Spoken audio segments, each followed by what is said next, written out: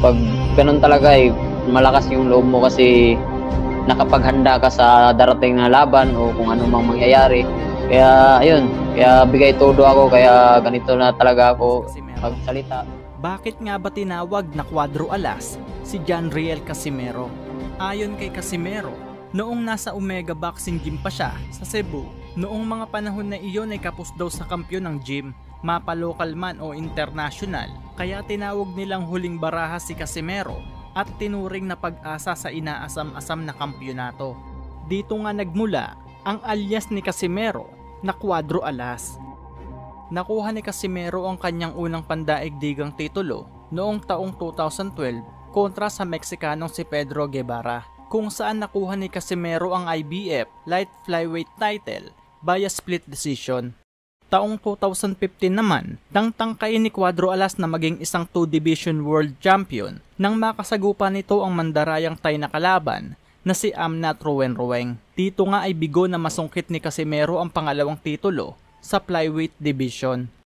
2016, nang mag-rematch ang dalawa, dito ay isang mabangis na Cuadro Alas ang nagpamalas ng kanyang lakas at hindi na pinakawalan ang pangalawang titulo nito.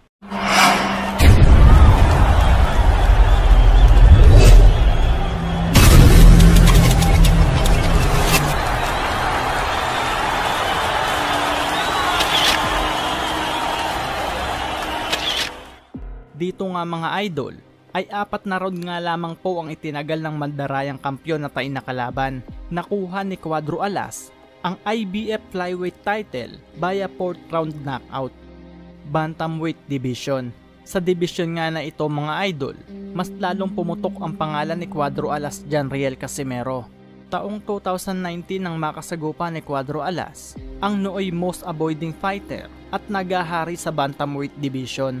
Hawak at pinakikintab ang titulong WBO ang South African champion na si Zolani Tete, ang kukumpleto sa pangatlong titulo ni Cuadro Alas sa 3 magkakaibang division. At the weigh-in. Finish him! Oh, Casimero got him! He's got him with a bot now. He's given it. He's got him with a body shot. On the chin it was. It was a short right hook to the chin. Southpaw. Right on the temple. Right on the temple. Right, short little right hook right on the temple. And he does it again, doubles it up again, but the first one did all the damage. He jumps in with a body shot, which initially I thought was what had done it. And then he lands with 2 right hands to... And he's in trouble. It's all over the place. He's in real trouble. Tete's in a lot of trouble. And the referee wants to look at him. He's allowing it to continue. But can Casimero take him out here? It happened so quickly. And he's still got a long way to go in this round. There's 1 minute 20 seconds. And Tete still looks unsteady.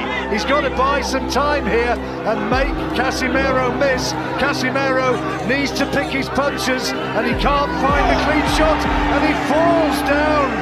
Tete, I don't think there was a punch which put him down. He just collapsed to the canvas. He's not recovered from the first shot. He's not recovered from the first knockdown. I'm sure of it. Referee asking, is he okay? Casimero wants to finish it right here, right now, and finish it he has. The title changes hands in sensational fashion. Zolani Tete stopped by John Riel Casimero of the Philippines, and the big South African favourite suffers a defeat which... Dito nga mga idol ay 3 round lamang po ang itinagal ng kampyon. Bagsak sa lona sa pangatlong round si Zolani Etets. Nakuha ni Cuadro Alas ang pangatlong titulo na WBO World Bantamweight belt at isa ng ganap na 3-division world champion. Cuadro Alas Casimero! Marami mang naaangasan kay Cuadro Alas, hindi pa rin matatawaran ng naibigay na karangalan sa bansang Pilipinas. Dahil ko naman sa ganito talaga. Kasi Bisaya kasi ako kaya maraming sa akin kasi magsalita ganun. Kaya matigas lang kasi ako magsalita Mas maganda kasi yung maingay para maano sa mga tao talaga at saka puputok talaga. At saka yung ingay ko talaga. At may kasi din ako yung kaya ako nag-ingay kasi alam ko sa sarili ko na pinaghirapan ko talaga sa training, sa ensayo. Pag ganun talaga malakas yung loob mo kasi nakapaghanda ka sa darating na laban o kung ano mang mangyayari. Kaya ayun, kaya bigay todo ako, kaya ganito na talaga ako magsalita.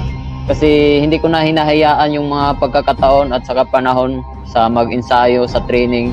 Kaya nung dati, nagiging champion ako at saka nawala yung belt ko. Kaya hindi kasi ako nagsanay masyado nun kasi napaisip ako na na isang champion ako wala na makatalo sa akin. Kaya hindi ako masyadong nag-ensayo talaga. Parang pwede naman magtahimik tayo pero parang hindi kasi exciting Parang sa akin din kasi pag hindi ako mag-ingay parang hindi ako mag-ano sa sarili ko kasi pag nagsasabi ako ng mga sinasabi ko, ako pagtulog ko, sabi ko, kailangan ko talaga ito paghandaan kasi narinig sa buong mundo yung mga pinagsasabi ko ayaw ko mapapahiya ako kaya yun, pinaano ko talaga na kung ganun talaga ako, baka sa akin na lang yun kasi para maano ako sa sarili ko na magpursige talaga kasi maraming nakarinig na mga na para maano yung sarili ko na na kailangan ko maghirap talaga sa ensayo kasi marami akong binitawan na salita na baka mapahiya ako sa pagdating ng panahon.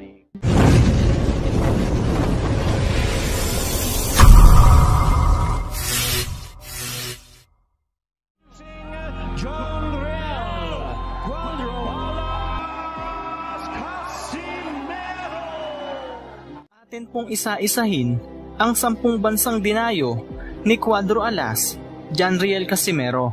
Bansang Nicaragua noong December 2009, ang unang bansang dinayo ni Casimero para sa bakanting WBO Interim Light Flyweight title kontra sa boksingerong si Cesar Canchilla. Sa laban nga na ito ay maganda ang ipinakita ni Cuadro Alas kung saan pinabagsak niya ng 3 beses ang kanyang kalaban. Nagtapos ang sagupaang ito sa ika-11 round ng laban kung saan inihinto na ng referee ang laban.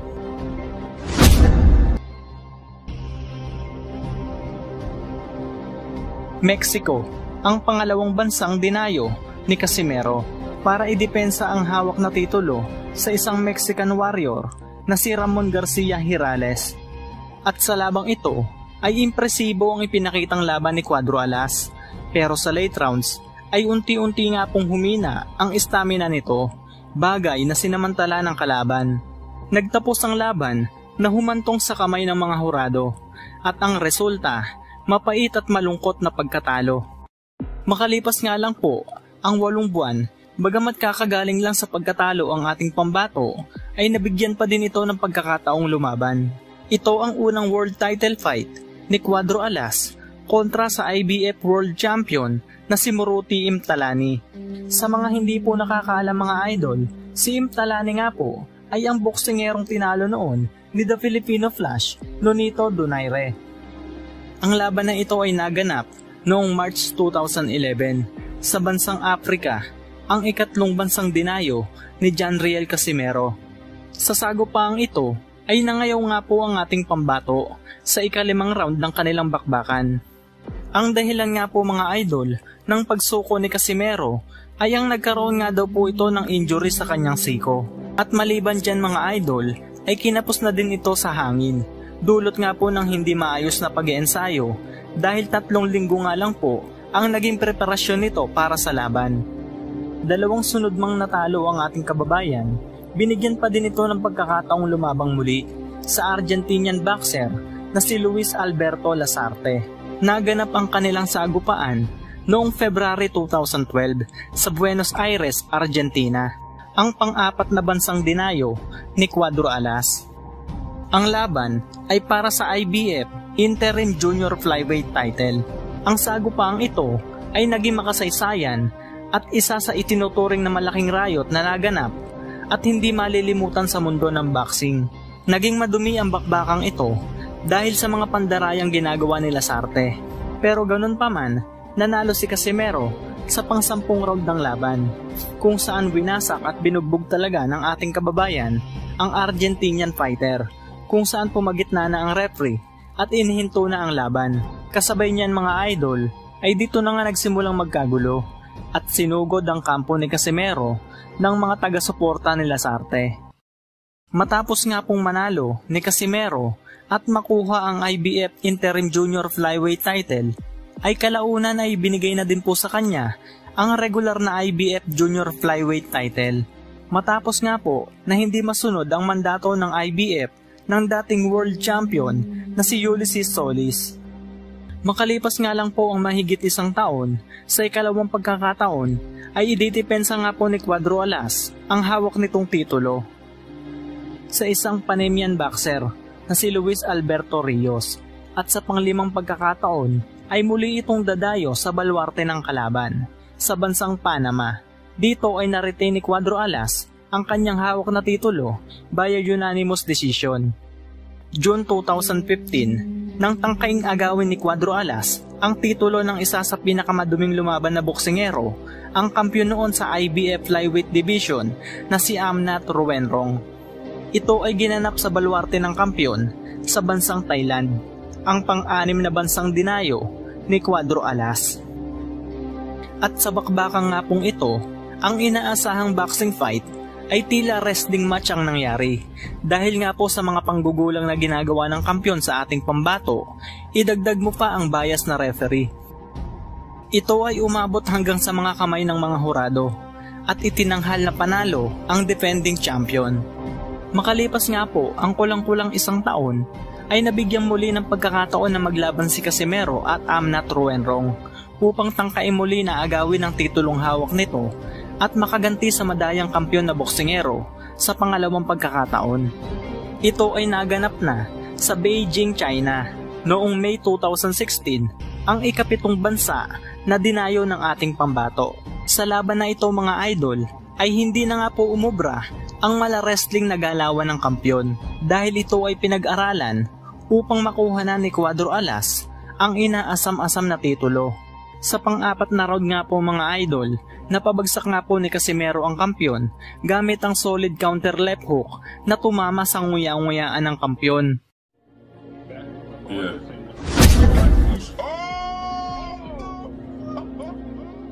Pero nakabangon pa naman si Amnat mga idol. Pero hindi na nga po ito binigyan pa ng pagkakataon ni Cuadro Alas. Gulpi di alimpungatan nga po ang ibinigay dito ni Casimero at isang solidong body shot, dahilan na muling pagbagsak nito at hindi na nga po kinayang ipagpatuloy pa ang laban. Itinanghal na panalo via 4th round knockout at nakuha ng ating kababayan ang IBF Flyweight World Title, ang ikalawang titulo sa dalawang magkaibang dibisyon. Makalipas nga lang po ang 4 na buwan, ay muling umakyat sa ibabaw ng lona si Cuadro Alas para idepensa ang kanyang hawak na titulo sa unang pagkakataon. Kontra nga po sa hambog na undefeated at bagitong Briton na si Charlie Edwards. Ang bardago lang ito mga idol ay naganap sa London, United Kingdom, ang pang-8 bansang dinayo ng angas ng Pinas. At sa laban nga na ito ay kinawawa nga po ng husto ni Casimero, ang undefeated fighter ng United Kingdom. Binugbog, ginulpi at minantsahan ng malinis na kartada ni Charlie Edwards sa sarili nitong baluarte. At sa pang-10 round nga po ng laban, kumonekta na nga ang isang solidong counter left hook na tumama sa nguya-nguyaan ng bagitong Briton.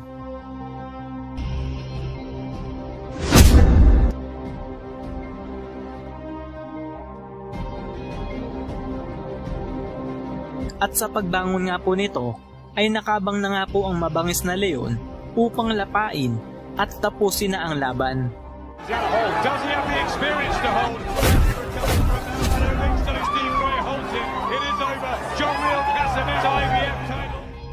Sa sumunod na taon naman mga idol, ay ibinakante na nga ni Casimero ang hawak nitong titulo upang umakyat na ng timbang at bulabogin na ang bantamweight division, kung saan ay nagkaroon siya ng 4 na laban, at ang isa nga po sa 4 na laban ni Cuadro Alas ay nakuha nito ang pang-4 nitong talo mula sa kababayan din nating si Jonas Sultan.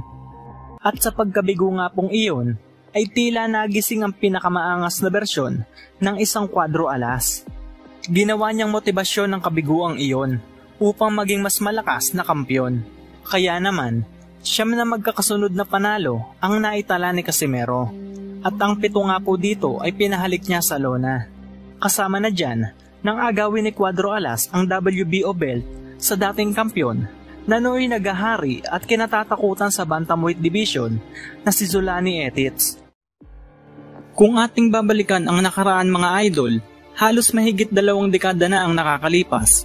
Nang unang tumapak sa bansang Amerika, ang ating pambansang kamao, Manny Pacquiao, kung saan nabigyan nito ng pagkakataon upang agawin ng korona sa tinaguriang hand soapstone ng South Africa na si Lelo Ledwaba, isa sa kinikilala na pinakamahusay at kinatatakutan noon sa Super Bantamweight Division noong mga panahon na iyon.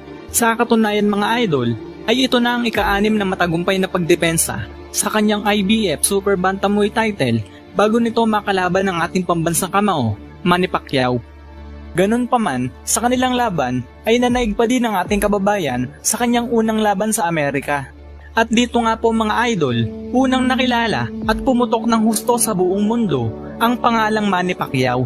Nang durugin niya ang tinaguriang hand soapstone ng bansang Afrika na si Lelo Ledwaba sa loob lamang ng 6 na rounds. Pacquiao landing Swaba, but here comes Pacquiao again. It's not going to develop like this. Now you talk about getting old in a hurry. Chanolo Ledwaba looks like an old 29. This guy just hits so hard, and Ledwaba is totally on the defensive. Yeah, and Joe Cortez has seen enough. That's a TKO victory for the very impressive Manny Pacquiao. Ledwaba thought he was... Samantala, pumunta naman tayo sa kasalukuyan. 21 taon na ang nakakalipas mula nang talunin ni Manny Pacquiao ang South African champion na si Lelo Ledwaba. Taong 2019 ay isa na namang South African fighter ang napalaban sa isang mandirigmang Pinoy para naman sa WBO World Bantamweight Championship, at ito nga po ang sagupaan sa pagitan ni Zolani The Lastborn Tete at ng kababayan natin si Janriel Cuadro Alas Casimero. Katulad sa naganap sa laban ni Manny Pacquiao versus Lelo Ledwaba, kampiyon ulit ang South African fighter at Pinoy ang challenger. Ngunit sa hindi inaasahan mga idol, nangyari na naman ang kinatatakutang ayaw mangyari ng mga Aprikano. Ito nga po ay ang muli na namang maulit ang paghalik sa lona ng kanilang kababayan sa kamay ng mandirigmang Pinoy. Dahil sa loob nga lang po ng 3 round mga idol, ay tinapos ng ating kababayan na si Janriel Cuadro Alas Casimero ang South African WBO World Bantamweight Champion na si Zolani Tete. At the weigh-in. Finish him. Oh, Casimero got him. He's got him with a butt now. He's got him with a body shot. On the chin it was. It was a short right hook to the chin. Southpaw. Right on the temple. Right on the temple. Right, short little right hook right on the temple. And he does it again, doubles it up again, but the first one did all the damage. He jumps in with a body shot, which initially I thought was what had done it, and then he lands with 2 right hands to... And he's in trouble. It's all over the place. He's in real trouble. Tete's in a lot of trouble, and the referee wants to look at him. He's allowing it to continue, but can Casimero take him out here? It happened so quickly, and he's still got a long way to go in this round. There's 1 minute 20 seconds, and Tete still looks unsteady. He's got to buy some time here and make Casimero miss. Casimero needs to pick his punches, and he can't find the clean shot, and he falls down. Tete, I don't think there was a punch which put him down. He just collapsed to the canvas. He's not down recovered from the first time. shot. He's not recovered from the first knockdown. I'm sure of it. Referee asking, is he okay? Casimero wants to finish it right here, right now, and finish it he has. The title changes hands in sensational fashion. Zolani Tete stopped by Janriel Casimero of the Philippines, and the big South African favourite suffers a defeat which was... And new WBO Bantamweight Champion of the World, Janriel Cuadro Alas Casimero. Ngunit sadyang mapaglaro ang tadhana mga idol. Dahil para po sa mga hindi nakakaalam, itong si Zolani Tete pala ay naging estudyante noon ng dating tinalo ni Manny Pacquiao na si Lelo Ledwaba. Tama po kayo nang narinig mga idol. Yung unang boxer na giniba ni Manny Pacquiao sa bansang Amerika ay siyang gumabay pala noon kay Zulani Tete para maging isang kampyon. Kung mapapansin nyo mga idol, ay halos magkahawig talaga ang sinapit ni Lelo Ledwaba at Zulani Tete.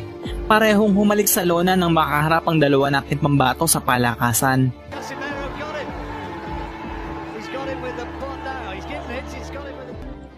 At noong September 2020 ay idinipensa ni Casimero ang WBO Bantamweight title sa isang dating Olympian at undefeated pa na si Duke Maika. Ang sagupang ito mga idol ay naganap sa Estados Unidos. Sa bansang Amerika, ang pangsyam na dinayo ng angas ng Pinas Cuadro Alas, Janriel Casimero.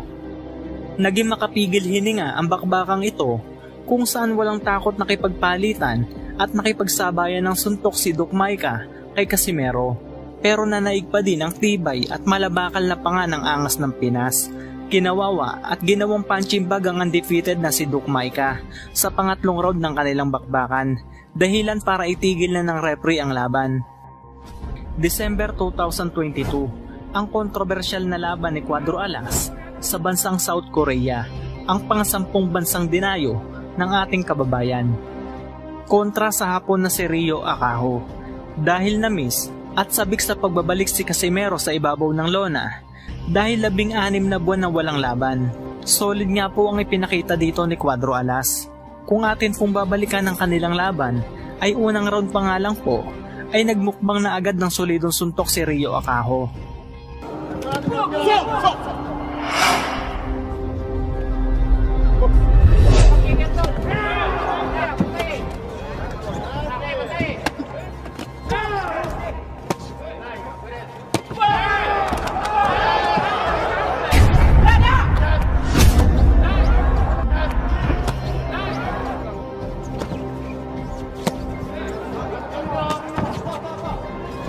Bagamat napabagsak nito si Casimero sa pangalawang round ng laban, ay bugbog sarado at kumonekta ang mga solidong patama ni Cuadro Alas.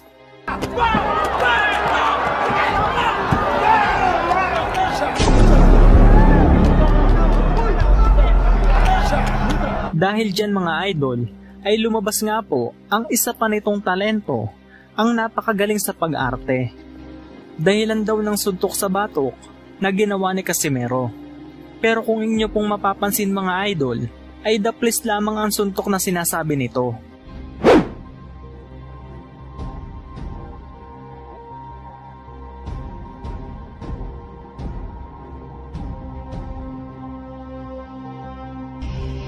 Dahil dyan mga idol, ay inihinto at nauwi sa no contest ang laban. Pero agad naman itong binawi matapos imbestigahan ng Korean Boxing Committee at ibinigay ang pagkapanalo kay Casimero via second round knockout.